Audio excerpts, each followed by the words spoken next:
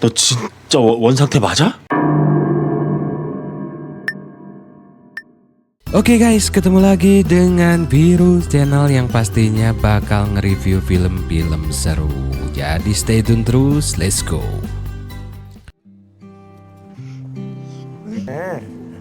난 커서 아빠 약속. Berawal dengan seorang laki-laki yang bernama Sang Tae yang sedih melihat kenangan dirinya bersama anaknya yang masih kecil yang bernama Duyon. Dia pun keluar kamarnya melihat sang istri dan anaknya sedang ribut, mempermasalahkan soal cucian celana dalam milik anaknya dan ayahnya disatukan saat pencucian. Dan Doyon pun tidak terima dan ngamuk-ngamuk kepada ibunya. Sang Tae pun kesal. Masalah sepele aja jadi ribut. Aktivitas mereka sehari-hari pun dimulai. Seperti biasa, Doyon siap-siap untuk berangkat sekolah. Begitu juga ayahnya Sang Tae yang siap-siap untuk berangkat kerja.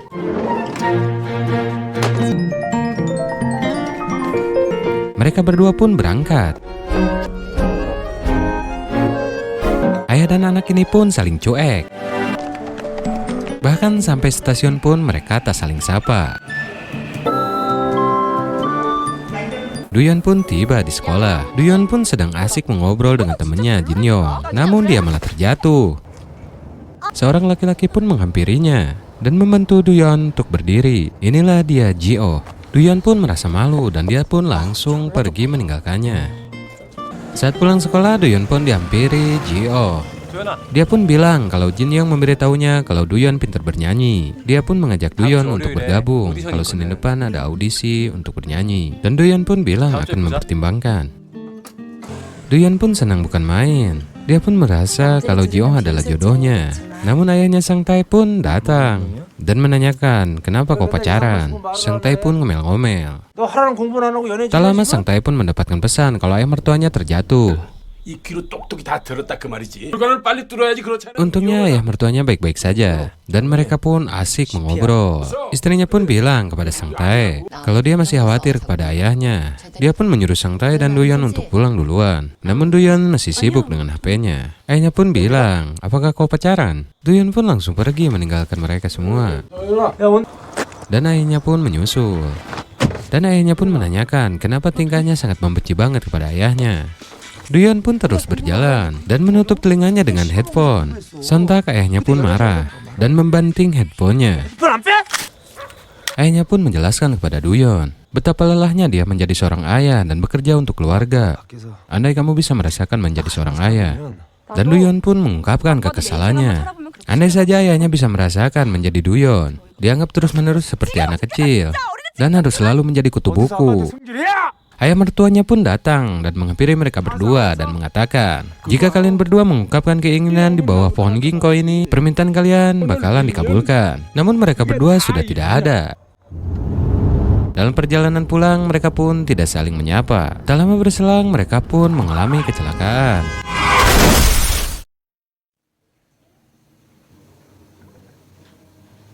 Sang Tae pun mulai siuman di rumah sakit. Dengan keadaan yang masih pusing, dia pun melihat sekitarnya.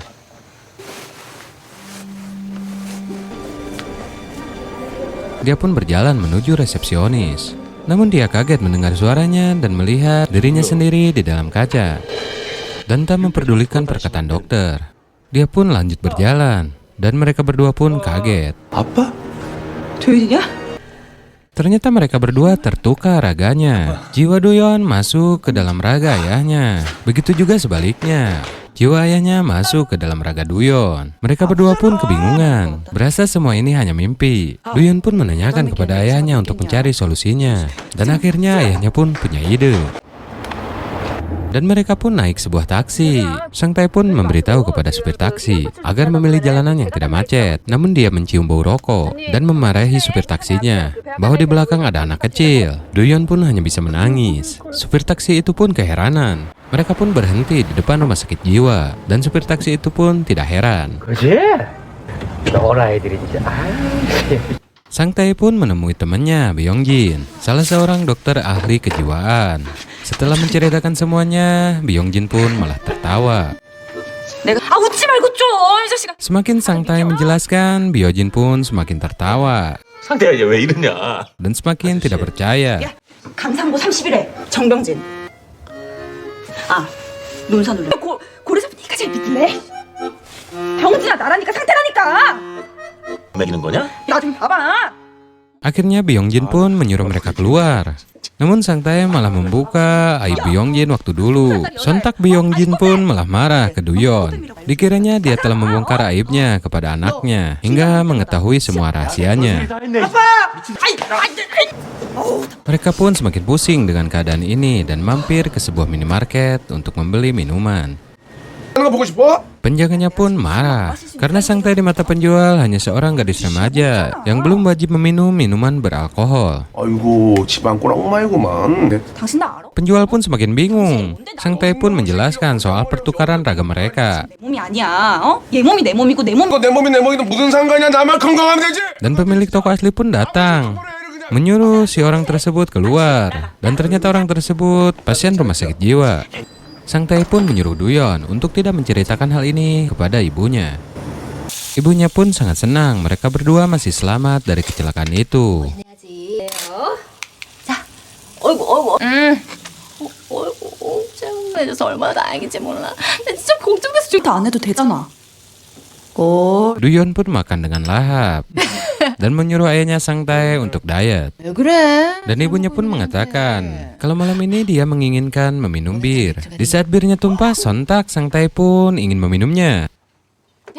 Di saat Duyon akan meminum bir, Sang Tae pun langsung mengambilnya karena tak ingin diminum anaknya dengan alasan tak mau melihat ayahnya minum terus. Ibunya pun keheranan dengan keakraban mereka berdua. Mereka berdua pun kaget. Untung ibunya hanya menyangka soal uang jajan. 얼마? Waktu tidur pun tiba. Sementara itu Duyon sangat senang menerima pesan dari Ji-oh. Namun tak lama kemudian ibunya pun datang. Dengan keadaan yang masih mabuk, ibunya pun mulai tidur dan mulai memeluk Duyon yang disangka masih suaminya. Dan hasrat ibunya pun naik dan mulai meraba-raba Duyon. Duyon pun mulai panik. Untungnya ibunya pun mabuk berat dan mulai tertidur. Dan dia pun memohon kepada Tuhan untuk merubah semua seperti sedia kala lagi. Mereka berdua pun sibuk mencari cara agar semuanya bisa normal kembali seperti sedia kala lagi. Namun semua tak membuahkan hasil. Dan Duyon pun menanyakan kepada ayahnya besok dia mulai sekolah. Dan mereka berdua pun kebingungan. Mereka pun mulai berpikir apa penyebabnya. 차근차근 좀 생각 좀 해보자고. Dan akhirnya pun mereka baru ingat omongan kakeknya soal pohon ginkgo. Mereka pun langsung menelepon kakeknya dan menceritakan semua kejadian tersebut.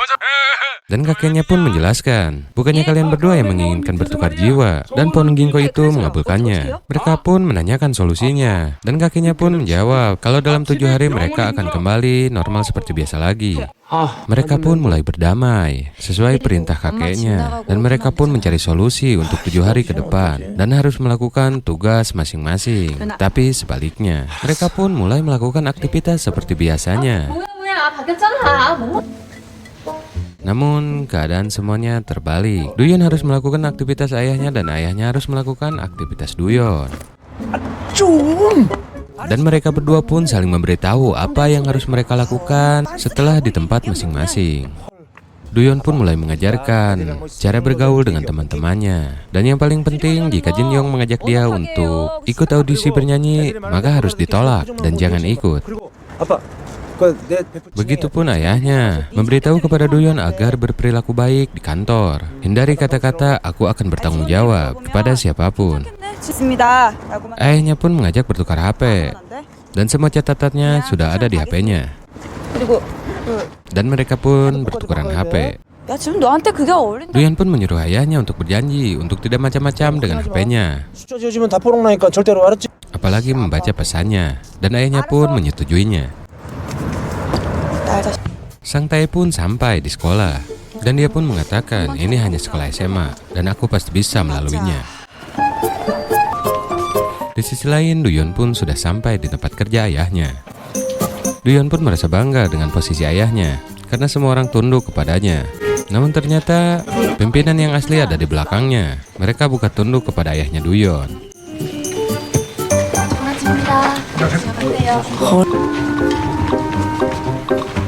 Di sisi lain Sang Tae pun sampai di kelasnya dan mulai masuk dan memilih teman yang kelihatannya pintar. Inilah dia Youngmi, dan Sang Tae pun milih sebangku dengannya. Namun Jin Yong pun datang dan memberitahu Duyon bahwa dia akan pergi bersama pacarnya untuk makan di restoran dan menginap. Namun Sang Tae langsung memarahinya. Dan Jin Yong pun merasa aneh dan mengatakan Duyon seperti orang gila. Di sisi lain Duyon pun menemukan ruang tempat kerja ayahnya. Dan dia pun mulai masuk. Dan dia mulai memperhatikan ruangannya dan orang-orangnya. Namun tiba-tiba rekan kerjanya pun sudah ada di sampingnya. Inilah Jang Won. Dia pun merasakan bahwa Sang Tae sedang memata-matainya karena mereka kerjanya bermalas-malasan. 계산서 줘. 아직 Duyon pun mulai memperhatikan satu persatu rekan kerja ayahnya. Mata Duyon pun tertuju pada seorang wanita yang bodinya aduhai. Dia adalah Yoonmi. 과장님 오셨어요? Singkat cerita jam istirahat pun tiba. 뭐야, 왕따. Di sisi lain, Sang Tae pun datang ke tempat audisi hanya untuk mencari tahu tentang yang namanya Ji-oh.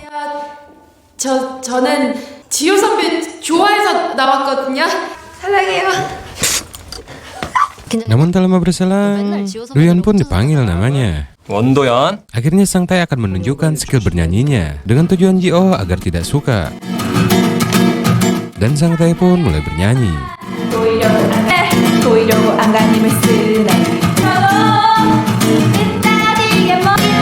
Dan semua orang pun mulai bergerak dengan alunan musik yang dibawakan oleh Sang Tae.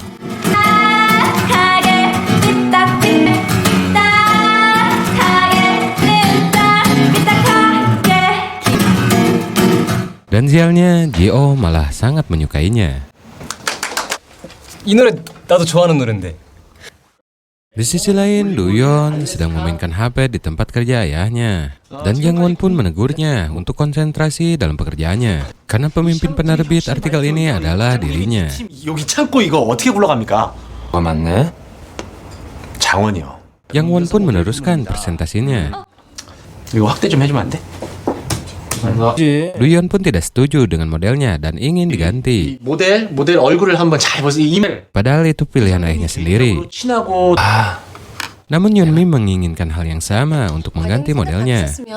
우리 Dan Jang Won pun mulai setuju. 괜찮네. Dan waktu pulang pun sudah tiba. Jang Won pun mengingatkan bahwa hari ini ada makan bersama dengan salah seorang pemimpin perusahaan. Agar kerjasama berjalan lancar, mereka pun harus melayani dia. Mereka pun tiba di tempat karaoke. Namun pemimpin ini tidak menyukai Sang Tae karena Sang Tae menolak untuk minum. Dan dia pun memberi persyaratan agar bisa mendapatkan stempel dirinya. Sang Tae pun harus bernyanyi dan mendapatkan skor 95. 95점? Akhirnya Duyon pun maju ke depan dan mengeluarkan skill menari dan menyanyinya. 우리는 여기 문 밖에서 쫙.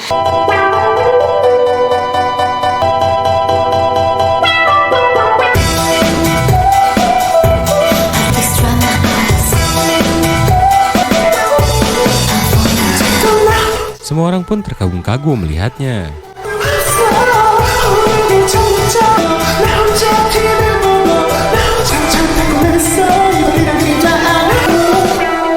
Dan semuanya pun bertepuk tangan. Skornya pun melampaui, yaitu 97. 권 사장님. Jang Won pun mulai menagih janjinya agar menandatangani perjanjian. Namun dia malah meminta minum dan dilayani oleh Yoonmi.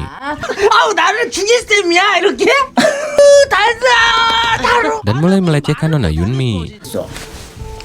너 가슴 걱정이 돼가지고 Jang Won pun mulai kesal, namun dia tidak bisa berbuat apa-apa. 나들이 너무 크면 어깨가 아프지. Namun ternyata secara diam-diam Duyon pun merekam kejadian tersebut 커뮤니케이션을 간직하고 싶어서. dan mengancam akan menyebarkan video pelecehan tersebut. 괜찮아? 뭐 성희롱. Dan Yunmi pun berterima kasih kepada Sang Tae. Dalam perjalanan pulang, Doyeon pun melihat seorang anak memeluk ayahnya. Dia pun melihat tas ayahnya yang lusuh dan wajah ayahnya yang mulai menua.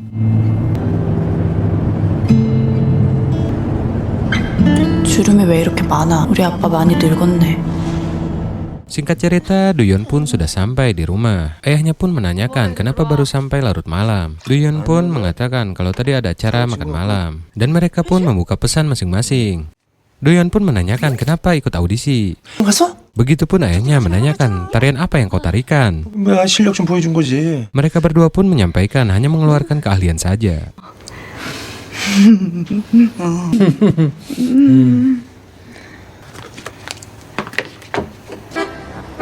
Besoknya Sang Tae pun membeli sebuah celana karena dia tidak merasa nyaman memakai rok mini. Dan semua siswa pun merasa aneh kepada Doyeon karena memakai celana laki-laki. Di sisi lain, Jangwon memberitahu Sang Tae kalau dia dipanggil sama pimpinan terkait masalah semalam. Pimpinan Sang Tae pun menyuruh Sang Tae untuk menghapus videonya karena akan memutus hubungan antara perusahaan dan badan usaha. Pimpinan pun menyarankan agar dia tidak ikut campur. Doyeon pun menjelaskan bahwa itu adalah pelecehan. Dia pun mengatakan ini bukan sekolahan. Kamu di sini untuk bekerja dan bisnis. Segera hapus dan minta maaf. Di sisi lain, Kyungmi memberitahu bahwa besok ada simulasi ujian dan Sang Tae pun kaget.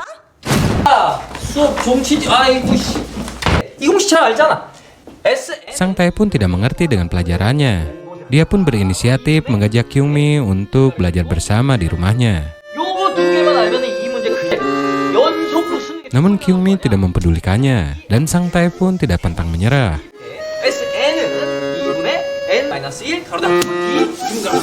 Terus memaksanya sampai ketahuan gurunya.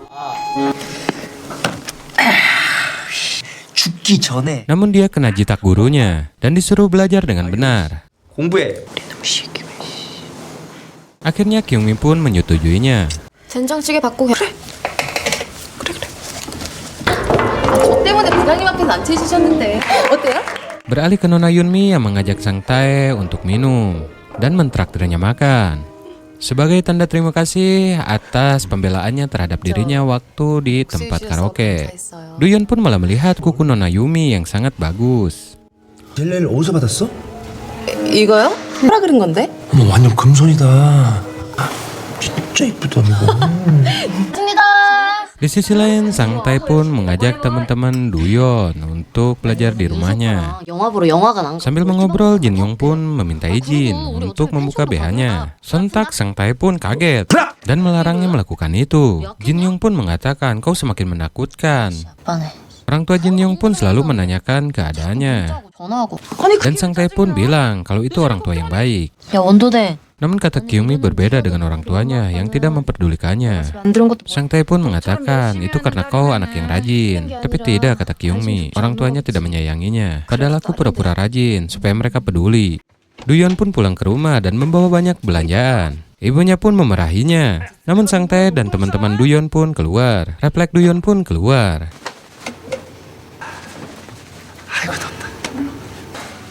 Ibu Doyeon pun mengatakan kita bahas lain kali. 어서 다녀와. Sang Tae pun menghampiri Doyeon dan menariknya, menanyakan kau ini apa-apaan. Doyeon pun malah balik bertanya, kenapa teman-temannya ada di rumah. Sang Tae pun menjelaskan kita lagi belajar karena besok ada simulasi ujian. Sang Tae pun menjelaskan dan akan membuktikan hasil dari belajarnya tersebut dan mengatakan kalau belajar itu sangat mudah. Ujian pun dimulai. Sang Tae pun sangat bersemangat dan yakin.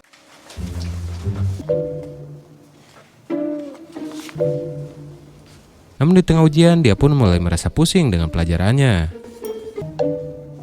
Dia pun kena jitak lagi sama gurunya.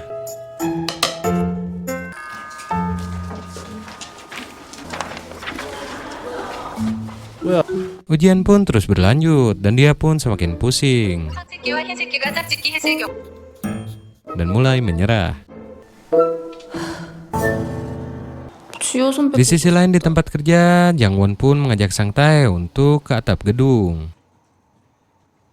Duyun pun mulai ketakutan, takut terjadi apa-apa. Jangwon pun menanyakan, kemarin kau dan Nona Yunmi habis dari mana dan melakukan apa? Duyun pun menjelaskan itu hanya curhat. Jangwon pun menjelaskan, biasanya Nona Yunmi selalu menjelekkan kamu di belakang. Tak hanya itu, bahkan dia meludah di kopimu.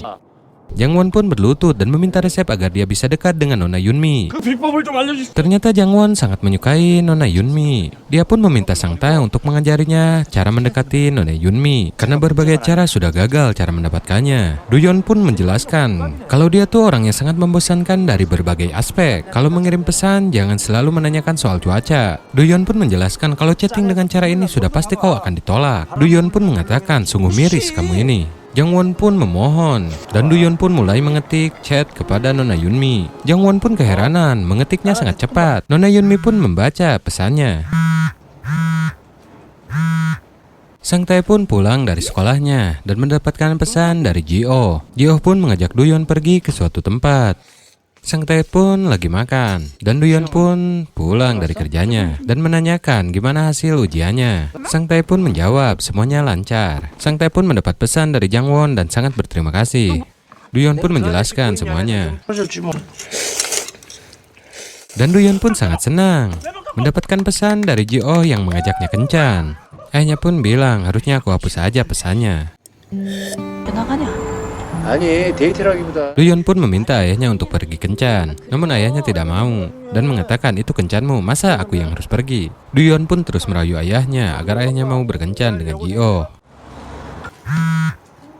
Di tempat kerja, Jangwon dan Nona Yunmi pun saling mengirim pesan. Nona Yunmi pun mengatakan jangan bercanda terus. 그만하시죠. Jangwon pun semakin frustasi. Tak lama kemudian Jangwon pun menerima telepon bahwa tim marketing berniat menjual masker mutiara di Home Shopping. Dan mereka juga bilang akan menggunakan stok 6 pelaba bibir punya kita sebagai hadiah. Kesempatan seperti ini tuh jarang datang. Jangwon pun mengatakan, kenapa kau tidak senang? Dan mereka pun mempersiapkan semuanya. Hasil ujian sekolah pun keluar. Nilai Duyun pun merosot. Sang Tae pun merasakan bakalan habis diomelin anaknya. Jin Yong naik 3 peringkat dan Kyungmi juru kunci. Kyungmi pun meninggalkan kelas dan menangis. Sang Tae pun menghampirinya dan mengatakan kau sudah sangat rajin. Kyungmi pun menjelaskan setiap ujian seperti ini. Jin Yong pun ikut menghampirinya. Dia pun mengatakan, kau mungkin tidak cocok di akademik. Serajin apapun, kalau hal itu tidak suka, itu tidak akan berguna untukmu.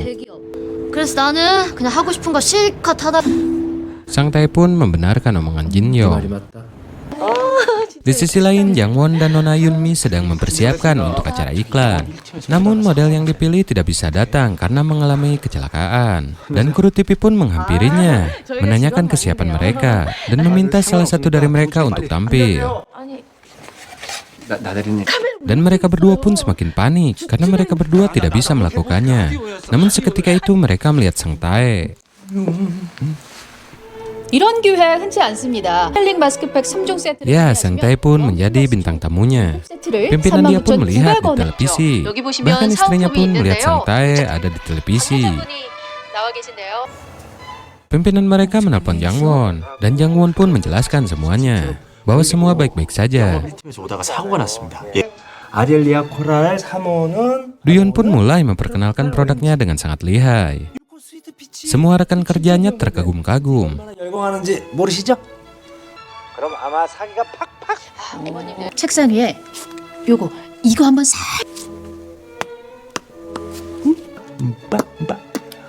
키스를 부르는 Semuanya pun yang melihat melakukan apa yang Duyun lakukan. Di lain tempat, Duyun pun dipanggil oleh gurunya, dan gurunya pun menegur kenapa nilainya sangat merosot, dan Sang Tae pun meminta maaf dan siap untuk mati. Sontak gurunya pun kaget. Gurunya pun akan melepon ayahnya Duyun, dan gurunya pun memberitahukan semuanya. 네, 도현이 아버님. 예, 도현이가 성적이 많이 떨어졌어요. Di sisi lain, semua orang berterima kasih kepada Sang Tae atas penampilannya yang sangat bagus. Saat dia mau pergi, dia pun ditarik Yang Won. Yang Won pun memberitahukan bahwa keadaannya dengan Nona Yunmi semakin menjauh. Sang Tae pun memberitahu bahwa wanita tidak bisa digantungkan dan dia harus berani mengungkapkan perasaannya. Mana ada seorang wanita yang tidak senang kalau ada seseorang yang mengungkapkan kalau dia menyukainya. Dan Sang Tae pun pergi. Akhirnya Jang Won pun ngobrol berdua bersama Nona Yunmi. Dia pun memberikan sebuah coklat, namun tidak diterima. 아드님, Dia pun membelakanginya dan mengungkapkan perasaannya 아드님을 쭉 지켜봐왔었거든요. kalau dia menyukai Nona Yunmi. 많이 좋아하고 있는 것 같습니다. 저랑 만나주세요. Namun Nona Yunmi pun sudah tidak ada. 안 될 새끼는 안 돼. Di sisi lain, Duyon pun pergi ke sekolah dan memarahi Sang Tae, sekaligus menyindir dia 너 놓고 못생겼으면 공부라도 잘하라고. tentang dia harus rajin sekolah. 아무튼 전 쪽팔려. 학생은 공부만 하면 Duyon pun terus memukuli Sang Tae, 그렇게 얘기했잖아. dan Sang Tae pun berteriak, nilai bagus bukan berarti bahagia. 아빠 어디가? Dan Sang Tae pun langsung pergi, namun Duyon mengejarnya. Sang Tae pun bilang kepada Duyon, kalau kau sekarang sudah sangat puas, semangat benar kau memukulnya, sampai kau kegirangan. Duyon pun meminta maaf karena berlebihan. Dia pun merasakan di posisi ayahnya bekerja untuk mencari uang. Dan Duyon pun bangga ayahnya mau bekerja keras belajar sampai tengah malam. Duyon pun meminta sesuatu dari ayahnya, yaitu berkencan dengan Ji-oh. Mereka pun mempersiapkan baju untuk berkencan malam ini. Duyon pun menunjukkan baju yang harus dipakai, namun ayahnya menolak karena roknya terlalu tinggi. Duyon pun bilang kalau nilainya jelek gara-gara ayahnya, dan ayahnya pun nurut sama Duyon. Duyon pun membantu ayahnya untuk menyisir rambutnya dan memberitahu ayahnya bahwa baju ini dibelikan ayahnya waktu SMP. 어디가? 요. Sang Tae pun mulai berkencan dengan Ji-oh dan dibuntuti oleh Duyon. Mereka pun masuk ke toko piringan hitam lagu-lagu kenangan. 동물원 변해가네 이거. 바나나 봐. Dan mereka pun mulai berbincang dan ngobrol seputaran musik lagu-lagu lama. 군대 갓 제대하고 Duyon pun fokus di luar memperhatikan. Sampai akhirnya Ji-oh memasangkan headphone ke telinga Sang Tae. Sang Tae pun mendengarkan lagu-lagu kenangan dan dia pun tersenyum.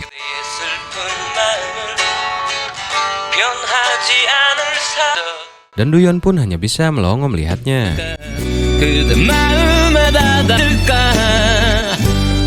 Mereka pun pulang menggunakan bis. Dan Sang Tae pun tidur di pelukan Ji-oh dan membuat Duyon kesal.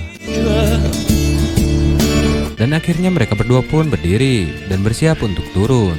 Duyon pun berteriak dan ingin turun juga dari bis. Ji-oh pun memegang tangan Sang Tae dan mulai mendekatinya. Namun mereka kaget dengan teriakan Duyon. Dan Ji-oh pun berselamat. 안녕하세요. 전 도현이 같은 생긴 남자친구를 뒀는데 Duyon pun berterima kasih banyak kepada Ji-oh. Dan tangan Ji-oh pun tidak dia lepaskan dengan waktu yang sangat lama. Sampai Sang Tae pun kesal dan mencoba untuk melepaskan tangannya, namun tidak bisa. Singkat cerita, mereka pun sampai depan rumahnya. Akhirnya tangan Ji-oh pun bisa terlepas. 들어가요. Dan Ji-oh pun berpamitan untuk pulang. Namun Duyon sangat sedih karena kencan pertamanya direbut oleh ayahnya sendiri. Sang Tae pun punya ide dan langsung mengajak Duyon ke kamar atas dan menyalakan lampu handphone, menyuruh Duyon untuk melambaikan handphonenya ke Ji-oh. Dan Ji-oh pun melihat dari kejauhan dan mereka berdua pun terlihat bahagia. Duyon pun bilang terima kasih kepada ayahnya. 아빠 고마워. Dan Sang Tae pun sangat bahagia mendengar perkataan putrinya. Hari ini adalah hari inovasi Sang Pri yang sudah Sang Tae siapkan 1 tahun lebih. Duyon pun hanya disuruh untuk membaca naskahnya dan tim yang lain pun akan membantu. Dan hari ini hari terakhir menurut kakeknya dan mereka pun bersiap untuk semuanya. Sang Tae pun mengirim pesan kepada Duyon untuk menghubungkan teleponnya biar dia bisa mendengarkan semuanya. 문질러주면 됩니다. Dan rapat inovasi Sang Pri pun mulai berjalan. 입술도 있습니다. 아니 눌러주면 되는데. Dan sekarang tiba giliran Duyon untuk mempresentasikan produknya. 안녕하십니까? 잘 부탁드립니다. Dia pun dengan semangat mempresentasikan produknya. 섬유 탈취 이렇게 샹프리 브랜드 이미지에 맞춰서 355만 원 책정했습니다. 제품들을 이용합니다. Dan para petinggi pun mulai menyukainya. 이것이 바로 Namun pimpinannya yang tidak suka kepada Sang Tae bertanya soal harga yang terlalu mahal. Sang Tae pun bisa menjawab pertanyaan itu dan melanjutkan presentasinya. 잘한다 내 딸. 샹프리 브랜드의 위상도 지킬 수 Dan CEO Sang Pri pun sangat puas dengan presentasinya. Mereka pun menyukai produknya. 이거야 이거. Dan Sang Tae pun lega mendengarnya. Sang Tae pun diberi pertanyaan terakhir, lalu apa ambisimu? Dia pun menjawab sesuai permintaan ayahnya. Aku akan berusaha semaksimal mungkin. Namun ada tapinya. Dia pun mengatakan kemungkinan barangnya tidak akan terjual. Sontak semuanya kecewa. Sang Tae pun marah kepada anaknya Duyon dan menyuruh anaknya untuk diam. Namun Duyon terus menjelaskan, usia belasan tahun tidaklah bodoh, meskipun diiklankan dengan idol yang mereka suka. Harga tersebut sangatlah mahal dan Duyon pun meminta harganya untuk diturunkan. 좋은 걸 싸게 팔아주세요. Dia pun ditanya, apakah kamu akan bertanggung jawab dengan perkataan itu? 책임은 상대방을 이해하고 Duyon pun menjawab, menurutku pertanggungjawaban itu harus dimulai dari menerima dan memahami pihak lain. Kalau itu maksudnya, ya aku bertanggung jawab. CEO Sang Pri pun mengatakan, itu emang benar, tapi itu bukanlah kata-kata yang enak didengar oleh kuping. Dan akhirnya rapat pun selesai. Sang Tae pun langsung menemui Duyon dan langsung mengejarnya. Dia pun menjelaskan, apa yang kamu lakukan itu akan membuat teman-teman ayah dipecat. Dan kamu apa mengerti arti tanggung jawab? Duyon pun mengatakan, lalu yang telah dibenarkan seperti ini adalah langkah yang tepat. Kenapa selalu memaksakan pemikiranmu kepada orang lain? Dan mereka pun terus bertengkar.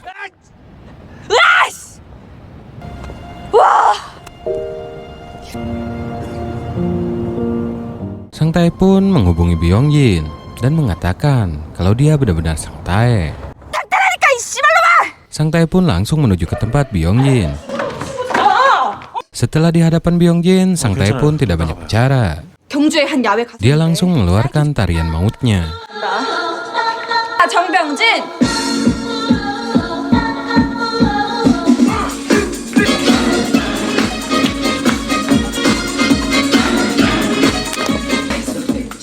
Ternyata tarian tersebut adalah tarian yang cuma mereka berdua yang pernah melakukannya.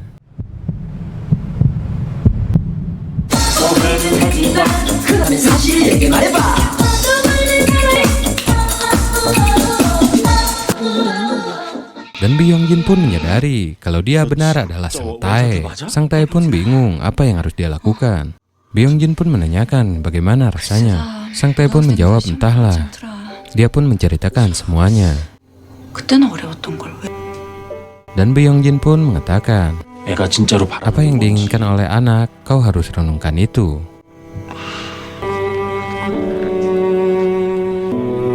왜 매번 아빠 생각만 강요하는 건데? Sang Tae pun pulang ke rumahnya. Dia pun mau mengetuk pintu kamar anaknya.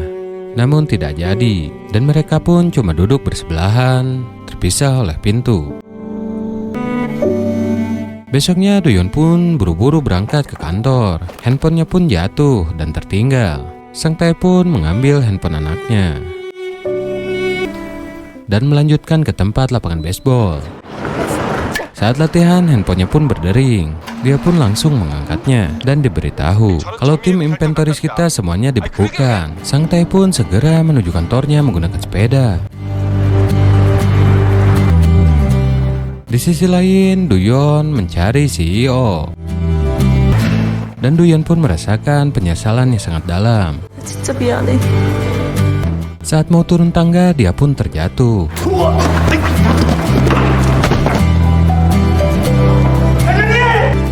Dia pun bertemu dengan CEO. Dia pun meminta tim inventoris yang dibubarkan.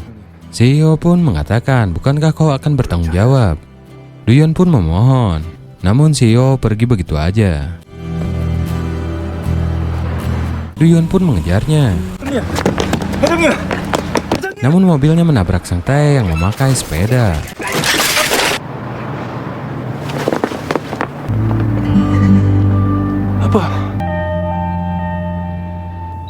Sang Tae pun dirawat di rumah sakit, dan Duyon hanya bisa melihat ayahnya dari luar. Dia pun hanya bisa menangis. Duyon pun melihat galeri foto handphone ayahnya. 아빠뿐인 내 Ternyata cuma ada foto dirinya.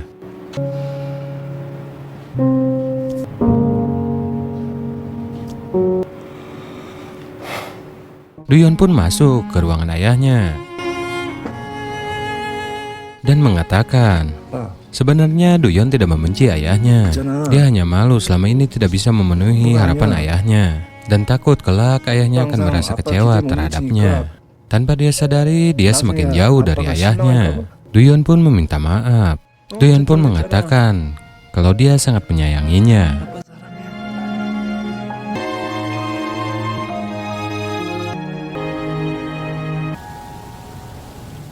Sehelai daun pohon ginkgo pun terbang terbawa angin.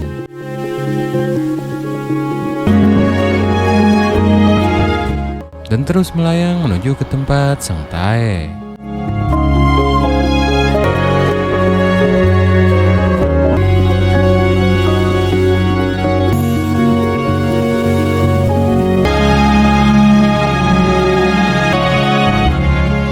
Dan akhirnya jiwa mereka pun kembali ke tubuh masing-masing.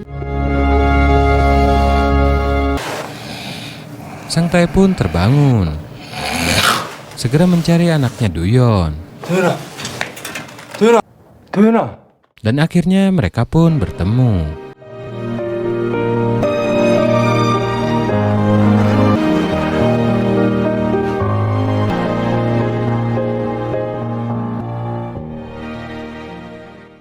Oke, thank you buat semuanya yang sudah nonton video ini dari awal sampai akhir. Jangan lupa di subscribe, like, share, dan komen ya, biar aku semangat membuat video seperti ini lagi. Thank you.